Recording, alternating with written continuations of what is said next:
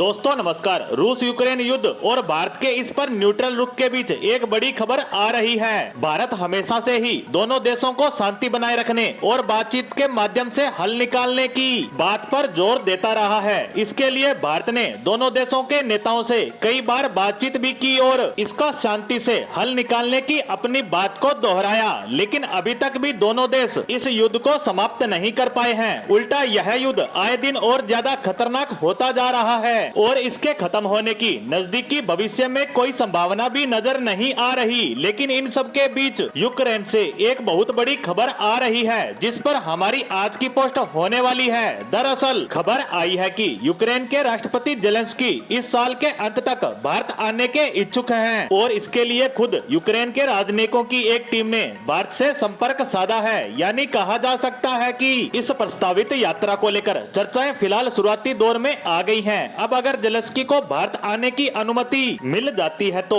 यह यात्रा सफल हो सकती है और भारत के दोस्त रूस और यूक्रेन के बीच पिछले एक साल से भी ज्यादा समय से चल रहा युद्ध समाप्त भी हो सकता है। और दूसरी सबसे बड़ी बात, भारत और यूक्रेन के संबंधों में यह यात्रा एक बहुत ही महत्वपूर्ण मील का पत्थर साबित होगी। और पिछले साल से यूक्रेन में संघर्ष शुरू होने के बाद से यूक्रेन के राष्ट्रपति के भारत आने की मंशा भी पूरी होगी। हालांकि हम सब देख रहे हैं कि यूक्रेन में जारी संघर्ष को लेकर भारत न्यूट्रल रुख अपनाए हुए है, लेकिन यूक्रेन सहित पश्चिमी देशों का कहना है कि भारत हमेशा से ही रूस का पक्ष लेता रहा है और उसका सबसे बड़ा उदाहरण था G20 शिखर सम्मेलन, जिसका साझा घोषणा पत्र में यूक्रेन संघर्ष का जिक्र तो हुआ लेकिन रूस का नाम तक नहीं लिया गया। दरअसल एक मीडिया रिपोर्ट सामने आई है जिसके अनुसार यूक्रेन के राष्ट्रपति की यात्रा के मामले में भारतीय पक्ष के साथ राष्ट्रीय सुरक्षा सलाहकार स्तर पर चर्चा की गई। इसके तहत यूक्रेन के राष्ट्रपति के कार्यकाल के प्रमुख एंडी मारोक और भारत के राष्ट्रीय सुरक्षा सलाहकार अजीत डोभाल विचार विमर्श में लगे हुए हैं। पिछले साल युद्ध शुरू होने के बाद से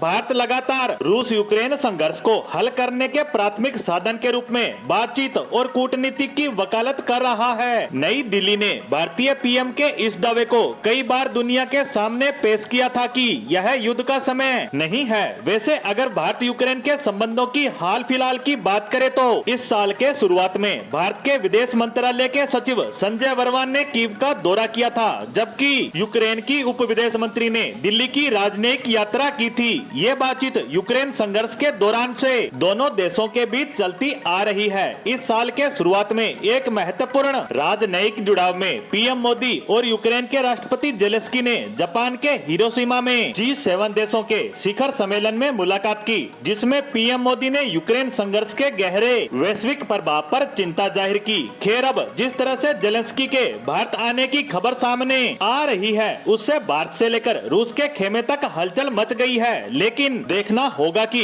रूस को इनके भारत आने से कोई दिक्कत होती है या वह भी इस युद्ध को समाप्त करने के लिए इस यात्रा के पक्ष में भारत के साथ खड़ा नजर आता है। लेकिन ओवरऑल देखे तो यह आने वाला वक्त ही बताएगा कि क्या कुछ होने वाला है, जिस पर हमारी नजर लगातार बनी रहेगी। इसी के साथ हमारी आज की पोस्ट को यहीं समाप्त करते हैं। धन्यवाद।